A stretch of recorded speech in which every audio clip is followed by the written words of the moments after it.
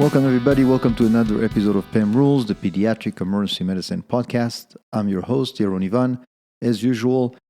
And today, some more important rules that hopefully will help you take care of your patients. Rule number 168. You always know at least one thing about the patient, statistics, or epidemiology. So this goes back to what I tell the residents and the fellows all the time. In order to be a physician or a PEM physician, it's really helpful to know a lot, or as much as possible, of epidemiology and statistics. Again, always good to give an example.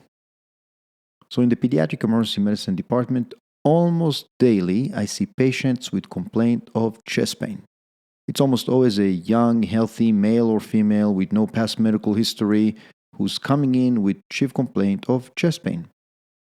And I think it's very important to approach those patients knowing some basic epidemiology and statistics. That helps you figure out your pretest probability before you go down the rabbit hole of EKG, chest x-ray, or some other tests that you think you may need to do.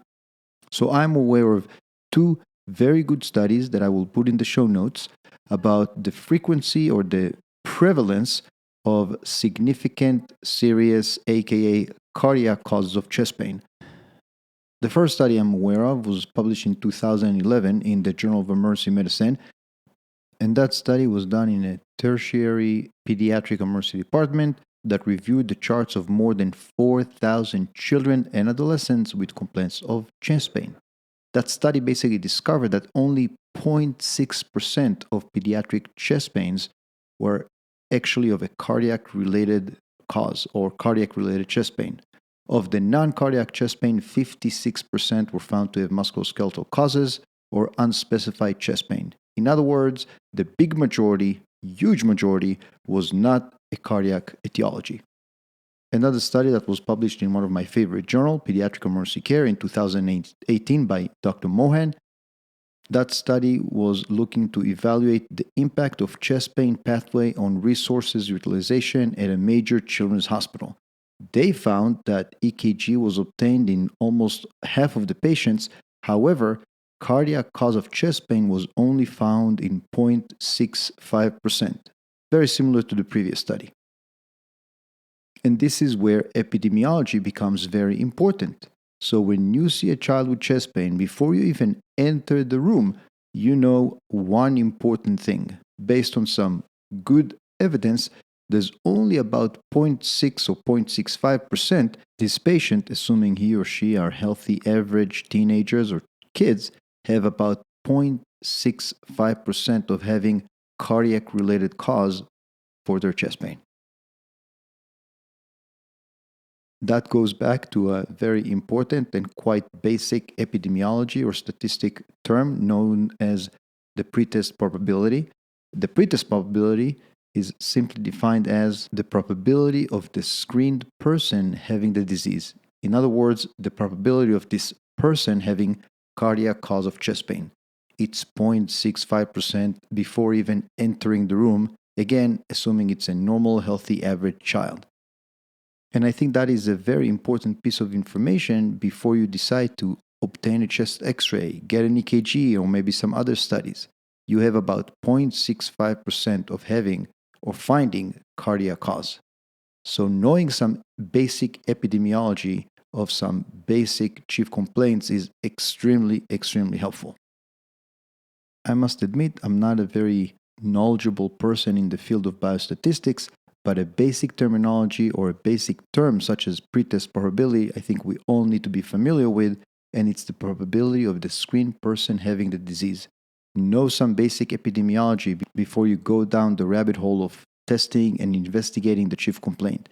If you got a normal, healthy child with a normal physical exam and normal vital signs on a chief complaint that has such a low likelihood of being serious, you can feel comfortable not testing and not observing and not admitting and making sure the parents know what to watch for and what to come back for and sending them home. Not every patient with chest pain, and based on these statistics, a big majority of patients with chest pain do not need an EKG, do not need a chest x-ray, they have no cardiac cause.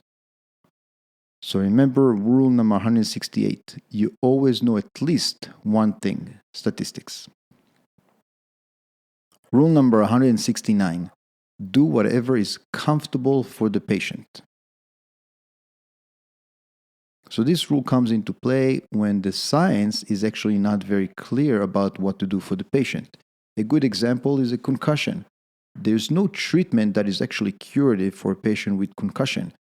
And yes, there is something called second impact syndrome where the patient can put itself or herself at risk if they get another concussion before recovering. That is important for the patient to know.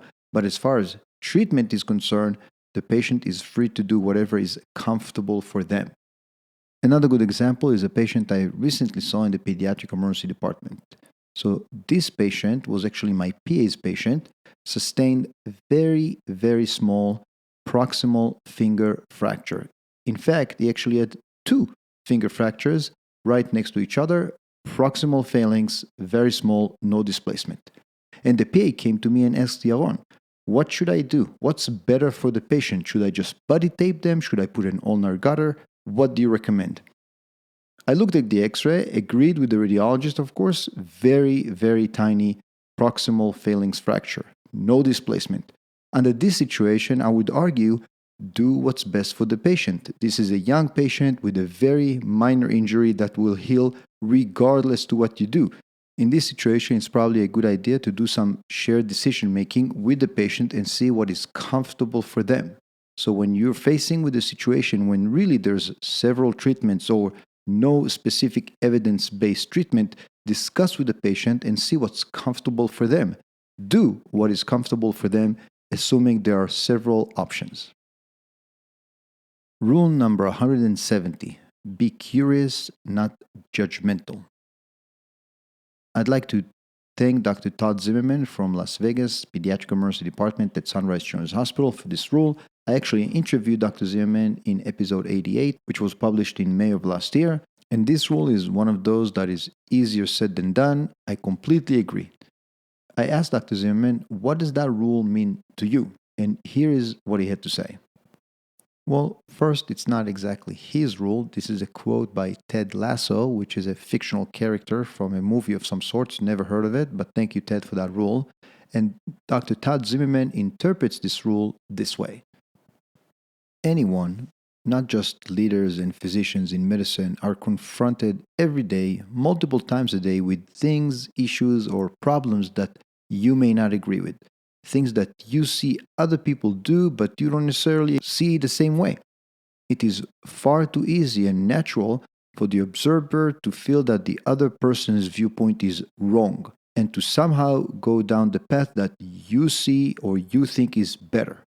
But you really start to learn and grow and understand people and why people think the way they think or the way they do, whether it's right or wrong, when you truly want to understand how and why people do what they do.